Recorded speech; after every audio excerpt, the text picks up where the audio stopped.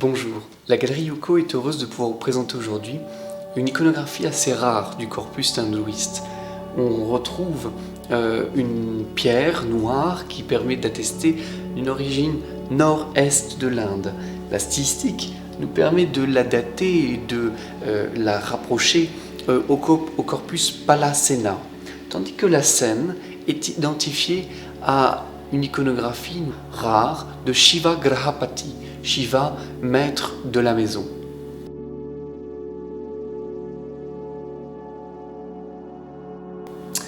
La femme que vous voyez au centre est allongée sur le flanc en posture de délancement.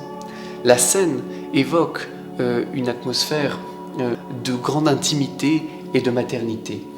L'assistante qui est placée à gauche de cette figure féminine est en train de lui masser les pieds, tandis que deux assistantes secondaires sont flanquées de part et d'autre du lit, munies d'un flabellum ou chasse-mouche, témoignant ainsi de cet univers féminin. Des figures placées au-dessus de ce lit témoignent de l'appartenance shivaïte de cette iconographie. On retrouve en effet Ganesh, fils de Shiva, éléphant qui préside à la bonne fortune des vies, ainsi que Skanda, homme éternellement jeune, allégorie du parfait enfant, du lieutenant des armées, caractère à la fois militaire et de descendant qui est rappelé à travers l'évocation de cette figure. Vous retrouvez à droite la représentation d'un linga. Peut-être que ces indices nous permettent de mieux décrypter et attacher à un événement du récit shivaïte l'iconographie de cette scène.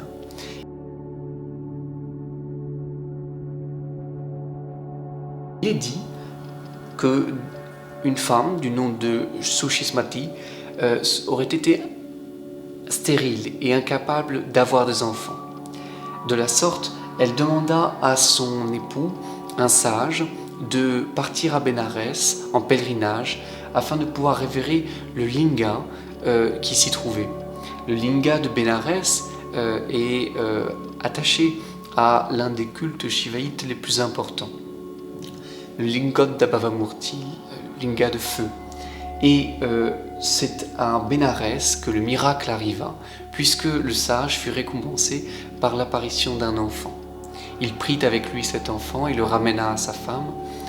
Cette iconographie, suggérée par la présence du linga, est rappelée par la présence très délicate et très discrète d'un nourrisson aujourd'hui rendu fragmentaire par l'état de la pierre, mais tout à fait lisible par la présence de ce bras blotti contre le sein de sa mère.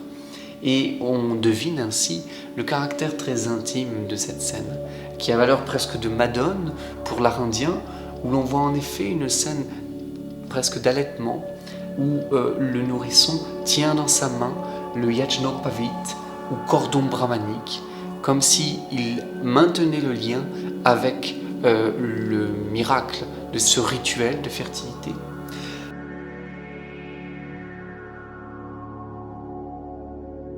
Le code et protocole de ce rituel est donné en bas de cette frise. On retrouve une dévote en situation de prière, deux sandales, deux empreintes de pieds, pourvues d'un bol d'offrande et un feu.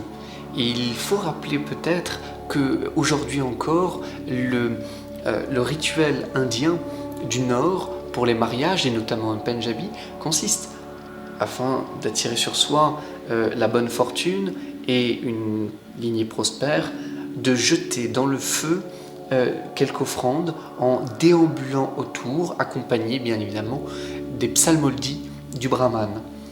Ce rituel, représenté de manière schématique ici, témoigne de l'importance de la piété et presque d'une scène d'ex voto, rendant hommage au miracle dont Shiva, souverain de la fertilité, mais également de la virilité, est capable dès lors que l'on lui prend une grande dévotion.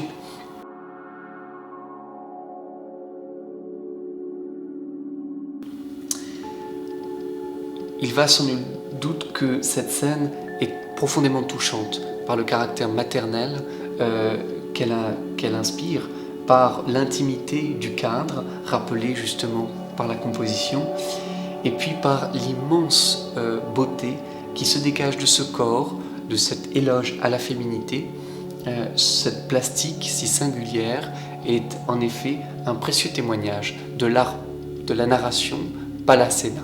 J'espère que vous aurez, tout comme moi, pris plaisir à découvrir cette iconographie. Merci à vous.